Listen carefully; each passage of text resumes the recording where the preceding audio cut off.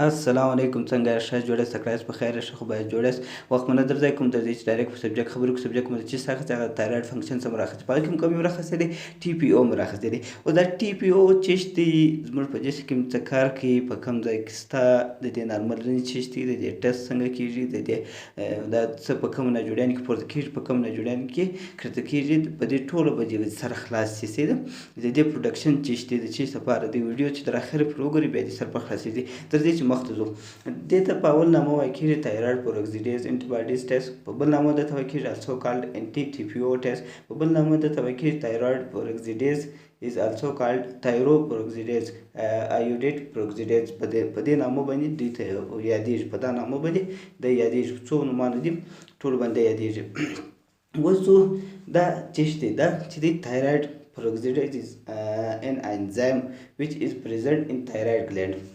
تایرایډ ګلند تایروپروکسیډیز یو انزایم دی چې ستا د تایرایډ غدود کې شتون لري دی څه وایي د دې جملې مطلب چې دی دی وایي دا یو قسم انزایم دی زموږ په کوم ځای کې په تایرایډ دا نو یو انزایم دی چې زموږ په ګلند کې ستا تایرایډ ګلند اوس انزایم چې شته پر دې ویډیو راغلی ده تایرایډ ګلند چې شته پر دې هم ویډیو راغلی ده چې ته په یوټیوب کې سرچ وکړې تایرایډ ګلند چې شته تایرایډ ګلند موږ په ستوني کې یو قسم غدود دی سره نو دا په هغه کې دا انزایم شته زه مخته د دې فنکشن چې شته د تایرایډ پیروکسیډیز ته دا څه هم کې تایرایډ پیروکسیډیز help in the production of the thyroid hormones T3 and T4 یعنی تایروډین په نامه باندې دي یا تایروکسین په نامه باندې د څه وایي د دې تایروکسین چې دی د ټي پی او ټیسټ چې دی دا څه هم کې د کار دی چې دا T4 او T3 د دې تولید وکړي دا هورمون تولید وکړي په جسم کې چې دا کار وکړي یعنی دغه پروډکشن وکړي چې دا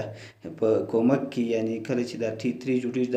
دغه سره کومک هم کوي په پروډکشن کې یا د خپل هم جوړي دا د فنکشن دی اوس راځو what is the thyroid peroxidase antibodies دلته دی د انټيبادیز مطلب څه دی thyroperoxidase antibodies مطلب څه دی په دې ویډیو کې دلته سره خلاصې دي thyroid peroxidase antibodies are auto antibodies that is produced by our body against the thyroid peroxidase the thyroid peroxidase antibodies the یعنی اتومات antibodies دي چې زموږ بدن یې له خوا څخه thyroid peroxidase پر وړاندې تولیدي نو د دې جمله مطلب څه دی د دې جملې مطلب دا دی چې دی وایي چې دا کوم پروکسیډیز انټيبادیز دي دا انزایم چې دی نو د دې خلاف دا جسم چې دی د زموږ بدن چې دی نو د دې خلاف اتوماتیک یعنی اتومات انټيبادیز جوړي کی انټيبادیز جوړي کی د دې لپاره چې د پروکسیډیز ختم کی خراب کی ول دا په غلطۍ کې جوړ شي دا پروکسیډیز انټيبادیز دي د دې ضرورت نه دا په غلطۍ کې جوړی شي نو بیا څه هم کې د پروکسیډیز انزایم د ختمېدو لپاره نو بیا بعد اوقات کې د څه هم کې which is start attacking thyroid tissue and causes of autoimmune thyroid dysfunctions کوم چې بیا د تایرایډ نساجونو برید پیل کول کې او د اټومین تایرایډ اختلال کېږي دا نو د دې جملې دواړو جملې مطلب دا دی چې دی وایي چې دا کله چې جوړ شي دا انټيبادیز نو دی ولاړ شي بیا په تایرایډ نساجونو باندې تایرایډ کوم چې نساجونه دي پر هغو مړشي خرابوي یا اټو ایمین ډیسورډر جوړ کړي یعنی اټو ایمین کوم چې زموږ د جسم حکومت چې دی هغه ولاړ شي په تایرایډ ګلند باندې ومړشي ناجوړي جوړه کړي په دې باندې بیا ویډیو راځي که دې ورسره په خلاص شوی دی چې دا یو انزایم دی بعض اوقات د دې خلاف انټيبادیز جوړه شي جسم په غلطۍ کې جوړه کړي هغه ځي بیا د جسم تایرایډ فنکشن چې دی پر هغو باندې مړشلي هغه بیا ټیشو خرابوي ټیشو څخه بیا اټو ایمین ډیسورډر جوړېږي ښه ده اوس ګورو دا ټیسټ امپورټنس چې شته موږ د چی لپاره جوړو د چی لپاره دا کوو معلومول د دې معلومېدل ډېر مهم دی ولې د دې په دې وجه باندې چې د ډایګنوسي اټو ایمون ډیسورډر درته معلوموي او تایرایډ فنکشن ټیسټ هم در معلوموي یعنې دی دا معلوموي کله چې دا پورته شو در خپل رنج باندې دا پورته شو دا ټي پی او ټیسټ نه دی نو د دې د علامات دي چې کوم زموږ کله دا ستونی ناجوړي چې وه نو هغه د اټو ایمین څه ده زموږ د جسم د حکومت د وجې څخه ده یا زموږ د جسم کوم اټو ایمین مسله چې د هغو د وجې څخه ده اوس ګورو د دې نارمل رینج چې دی نارمل رینج چې دی د دې انټيباډیز ده لیس دین 14 انټرنیشنل یونټ پر ملي لیټر پورې زموږ په جسم کې دا شته. نو د دې ناجوړیانې څه علامات کېدای شي په کومو ناجوړیانو کې دا پورته کېږي په کومو ناجوړیانو کې دا ښکته کېږي یعنې کازز آف پازیټیو تایروپروکسیډیز ګریویز ډیزیز کې پورته کېږي یعنې هیشیموټوز ډیزیز په نامه باندې کېږي نن ټوکسیک ګایټر ډیزیز کې پورته کېږي. نو دا درې ناجوړیان داسې ناجوړیانې دي چې کله ګایټر به داسې دي په داسې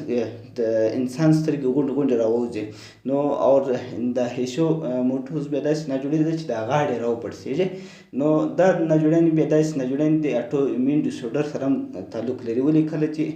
زموږ جسم کې دا زموږ